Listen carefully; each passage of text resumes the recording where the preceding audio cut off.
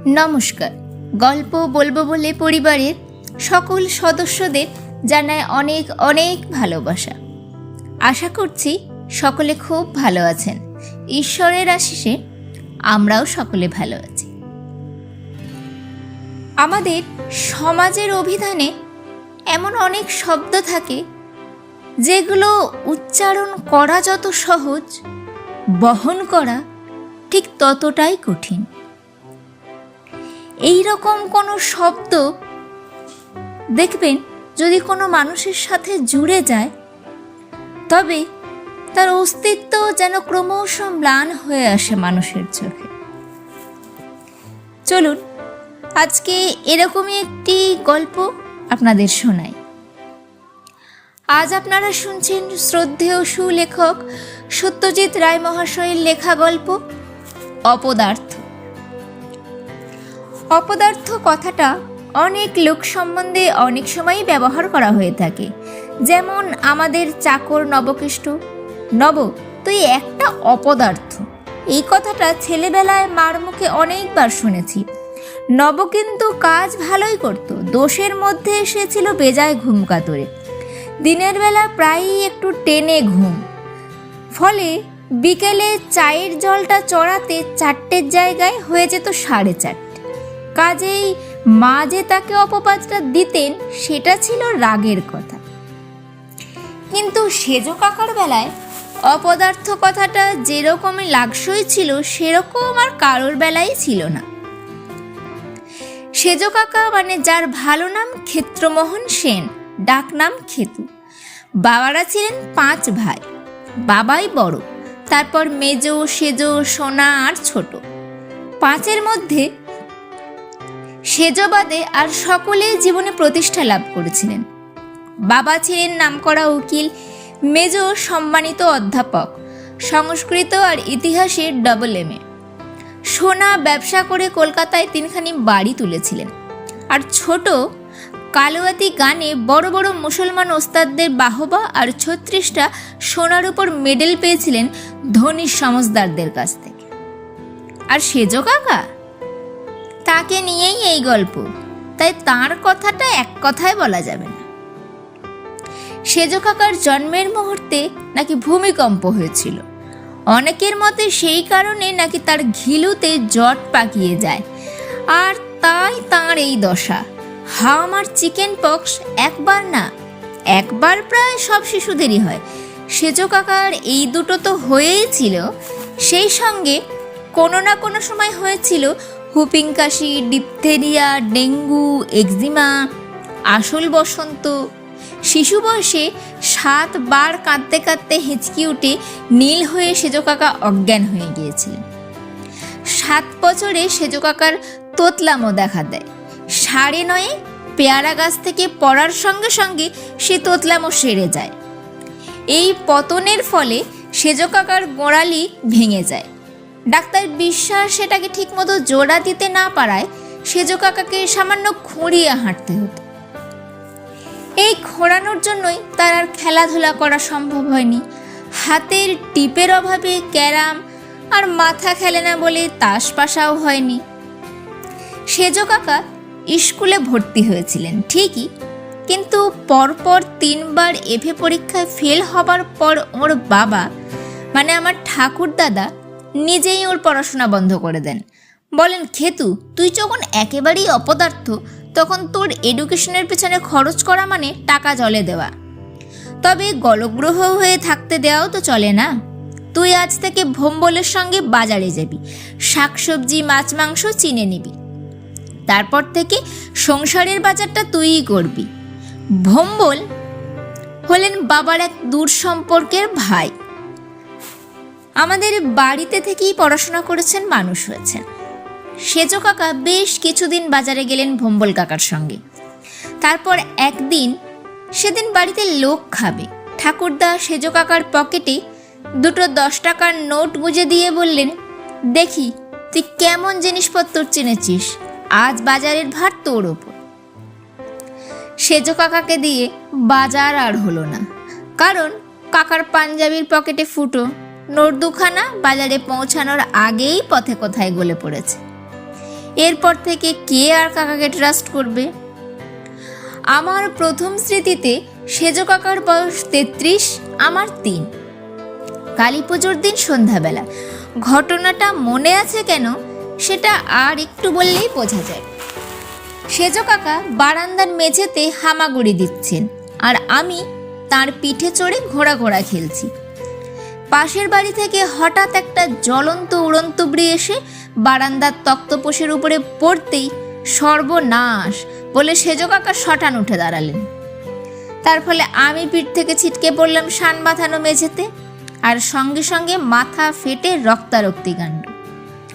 সেদিন অবশ্যই সেজ কাকাকে ভয়ঙ্কর সব কথা শুনতে হয়েছিল বাড়ির প্রায় সকলের কাছ থেকে।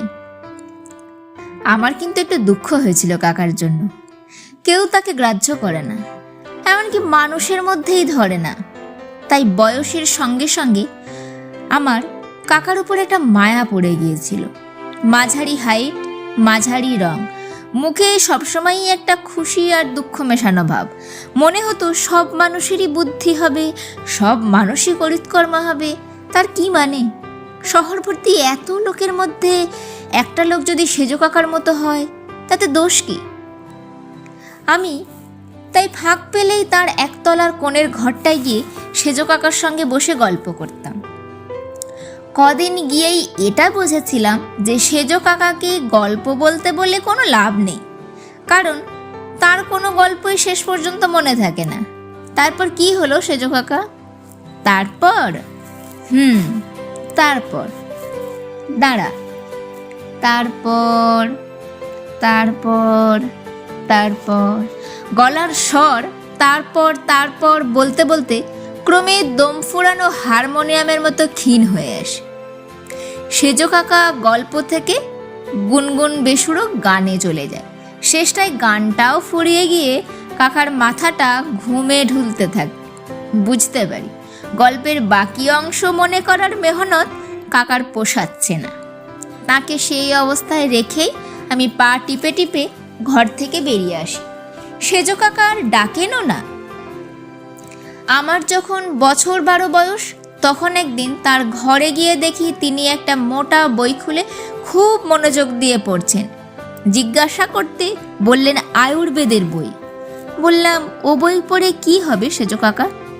কাকা একটু ভেবে গম্ভীরভাবে বললেন, এটাও তো একটা ব্যারাম, তাই না? কোনটা? এই যে আমার দ্বারা কিচ্ছু হচ্ছে না, কিচ্ছু মনে থাকে না, কিচ্ছু মাথায় ঢোকে না, এটা নিশ্চয়ই একটা রোগ। কি আর বলবো? বললাম, তা তো হতেই পারে সেজ কাকা, তাহলে চিকিৎসা হবে না কেন? বললাম, তুমি নিজেই চিকিৎসা করবে নাকি? আমি জানতাম যে সেজ কাকার এই অপদার্থতার জন্য তাকে ডাক্তার দেখানোর কথা কেউ কোনোদিন ভাবেনি। সত্যি বলতে কি, ওর ছেলেবেলার সেই এক গাদা ব্যারামের পর ওর আর বিশেষ কোনো অসুখ টসুখও করেনি। স্বাস্থ্যটা ওর মোটামুটি ভালোই ছিল। সেজ কাকা বলে চললেন, চকবাজারে ফুটপাতে বইটা পড়েছিল, 10 আনা দিয়ে কিনে এনেছি, বোধহয় কাজে দেবে। মনে হচ্ছে আমার ব্যারামের জন্য আয়ুর্বেদিক চিকিৎসা আছে। 2 দিন বাদে, তখন বর্ষাকাল, বিকেলে সেজ কাকার ঘরে গিয়ে দেখি উনি বেরোবার তোড়জোড় করছেন। পায়ে ক্যাম্বিসের জুতো, মালকোঁচা মেরে পরা ধুতি, গলায় জড়ানো সুতির চাদর আর হাতে ছাতা। বললেন, ভটচাপড়ার ভাঙা শিব মন্দিরটার পিছনে একটা গাছ আছে, খবর পেয়েছি, তার শিকড় আমার চাই, ওইটা পেলেই ব্যাস নিশ্চিন্তে। সেজ কাকা বেরিয়ে পড়লেন। আকাশ ঘোলাটে হয়ে আসছে। তেমন তেমন বৃষ্টি নামলে কাকার প্ল্যান ভেস্তে যাবে। আমি ঘণ্টাখানেক নিচে ঘুরঘুর করে দোতলায় নিজের ঘরে চলে এলাম। দক্ষিণের জানলা দিয়ে সামনের রাস্তা দেখা যায়। বৃষ্টি নামলো না। সন্ধে যখন হবে তখন দেখি সেজ কাকা ফিরেছেন। দুরদার করে নিচেই নেমে সদর দরজার মুখে কাকার সঙ্গে দেখা। পেলে শিকড়? না রে, ভুল হয়ে গেল, একটা টর্চ নিয়ে যাওয়া উচিত ছিল। জায়গাটা জংলা আর বেজায় অন্ধকার। কিন্তু ওটা কি? কাকার কথার মধ্যেই চোখ পড়েছে আমার খদ্দরের পাঞ্জাবির বুকে লাল রঙের ছোপ। তাই তো, এটা তো খেয়াল করিনি এতক্ষণ। পাঞ্জাবি খুলতেই বেরোলো একটা জোঁক। ভীম যেমন দুর্যোধনের বুকের রক্ত খেয়েছিল, তেমনি ইনি সেজ কাকার বুকের রক্ত খেয়ে ফুলের ঢোল। টোকা দিতেই টপ করে মাটিতে পড়ে গেল। কিন্তু একটা জোঁকে আর সেজ কাকার কি হবে? কাঁধ, কনুই, কোমর, পায়ের গুল, হাঁটু, গোড়ালি সব জায়গা মিলিয়ে 14টা চোখ বেরোলো কাকার গা থেকে। 5-6 অংশ রক্ত যে তাঁর আজ খোয়া গেছে তাতে কোনো সন্দেহ নেই। বলা বাহুল্য, তার আয়ুর্বেদ চর্চাও এই একটি ঘটনাই বন্ধ করে দিল। পড়াশোনায় আমি ছিলাম রীতিমতো ভালো। আমাদের FA এন্ট্রান্সের যুগ শেষ হয়ে ম্যাট্রিক চলছে।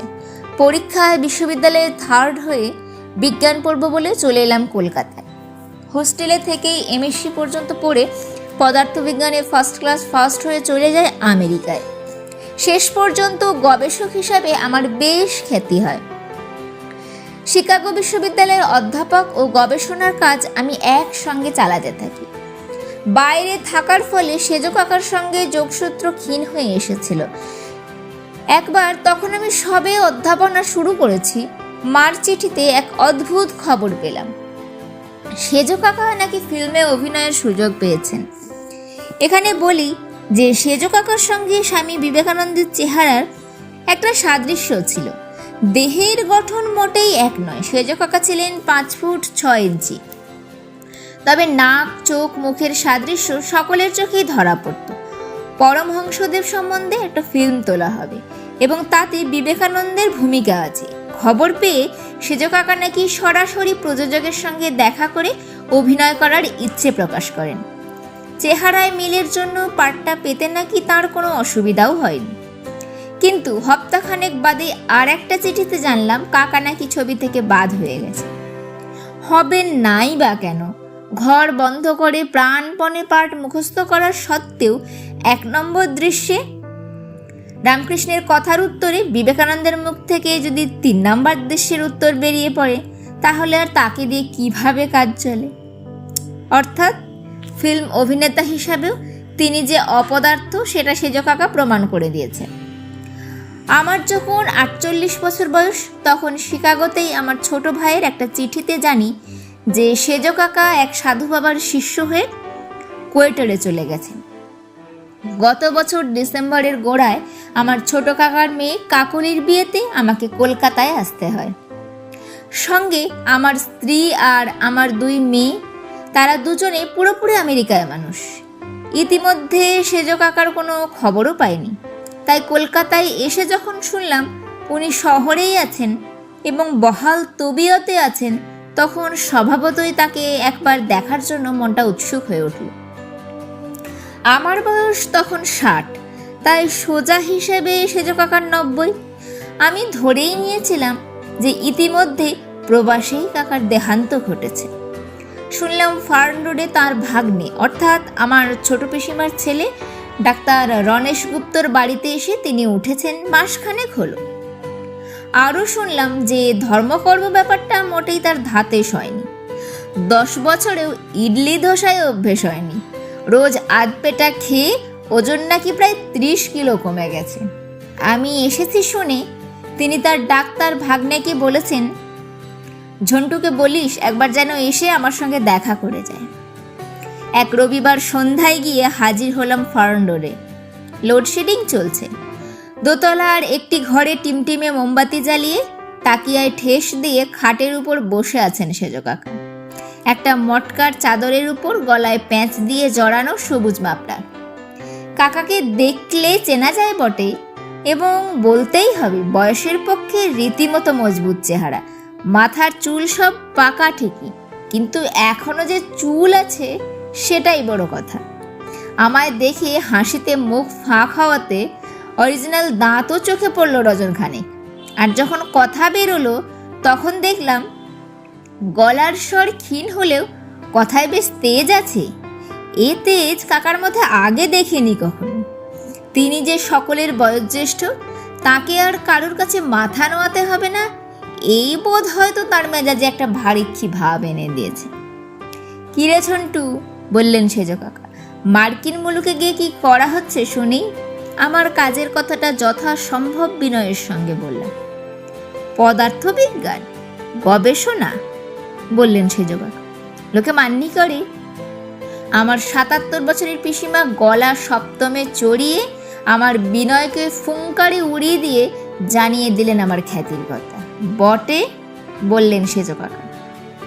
নোবেল প্রাইজ পেয়েছিস কিনা সেটা বল আগে, হালকা হেসে মাথা নাড়। তবে আর কিসের বাড়ায়, ছ্যা ছ্যা ছ্যা ছ্যা, একবারে অপদার্থ। আমি এই গুঁতোর ঠেলা সামলাতে না সামলাতে সেজ কাকার বাক্যস্রোত আমাকে নাকানি চোবানি খাইয়ে দিল। তুই তো যা হোক ভিন মুলুকে পালিয়ে বাঁচলি, আমি ভাবলুম কলকাতায় গিয়ে একটু স্বস্তি মিলবে, জীবনের শেষ কটা দিন তবু আপনজনের সান্নিধ্যে কাটবে। তা এসব কি হচ্ছে বলতো? শকুনির ঠোকরে তো হাড় পাঁচড়া বার করে দিয়েছে শহরটার।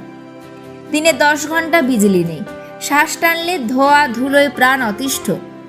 জিনিসপত্রের যা দর, উদরের স্বাদ মিটিয়ে ভালো মন্দ যে একটু খাবো তারও তো জোর নেই। দূর দূর দূর, অপদার্থ অপদার্থ। সেদিন বুঝলাম যে সেজ কাকার উপর থেকে আমার পুরনো টানটা এখনো যায়নি, কারণ তার কথাগুলো শুনে আমার মনটা প্রসন্ন হয়ে উঠল। মনে হলো আমরা বোধহয় একদিন ভুল করে এসেছি, উল্টো ভেবে এসেছি। আসলে কাকা দিব্যি সুস্থ, স্বাভাবিক মানুষ, আমরা শুদ্ধ দুনিয়াটাই অপদার্থ। কিন্তু কথাটা যে ঠিক নয় সেটা সেজ কাকাই প্রমাণ করে দিলেন কয়েক দিনের মধ্যে। এক সকালে ছোট পিসিমার বাড়ি থেকে ফোন এলো যে সেজ কাকা ভোর রাত্রে ইহলোক ত্যাগ করে চলে গেছেন।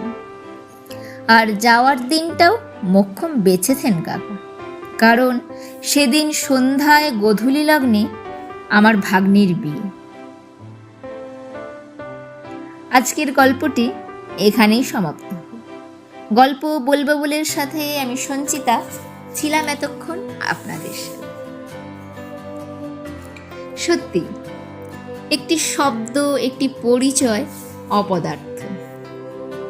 আচ্ছা, সত্যিই কি মানুষকে একটিমাত্র বিশেষণে বেঁধে ফেলা যায়, নাকি সেই শব্দের আড়ালেই লুকিয়ে থাকে এক অনুচ্চারিত সত্য, এক অদেখা সত্তা? যাই হোক, গল্পটি কেমন লাগলো অবশ্যই কমেন্ট করে জানাবেন। এই রকম আরও নানান রকম অনুভূতির গল্পে ডুব দিতে আমাদের চ্যানেল গল্প বলবো বলে সঙ্গে থাকুন। আপনাদের একটু ভালোবাসা, আপনাদের একটা লাইক, ছোট্ট একটা শেয়ার আর একটা সাবস্ক্রাইব আমাদের এগিয়ে চলার শক্তি। আজকের মতো বিদায়, আবারও ফিরে আসব নতুন কোনো গল্প, নতুন কোনো আবেগ নিয়ে, যা ছুঁয়ে যাবে আপনাদের মন। ততক্ষণ পর্যন্ত হাসি খুশি থাকুন, ভালো থাকুন, সুস্থ থাকুন, নিজের খেয়াল রাখুন। শুভরাত্রি।